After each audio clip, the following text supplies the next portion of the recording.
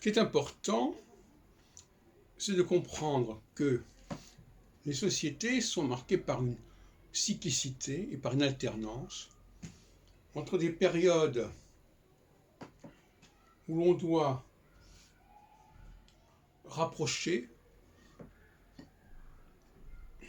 faire converger, et des périodes où l'on doit distinguer et différencier. On sera d'accord avec moi sur le fait que ces deux périodes sont complémentaires et nécessaires l'une par rapport à l'autre, parce que, à force de vouloir faire converger, on finit par s'y perdre, et à force de vouloir tout distinguer, on finit par ne plus avoir de repères. L'astrologie se réduirait, en fin de compte, à cette dualité, au niveau du comportement, au niveau des périodes. Et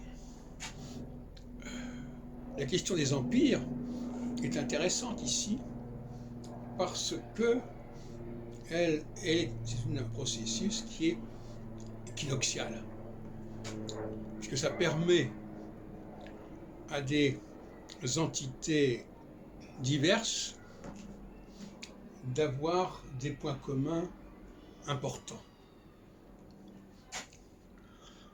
Ce qui fait que des entités extrêmement diverses vont se ressembler et vont éventuellement se rassembler, alors que par ailleurs, cette diversité est évidente. Et la question, par exemple, de la façon dont on parle la langue française est un élément important qui relativise les modes d'appartenance. Certains vont se fixer sur ce qui est semblable.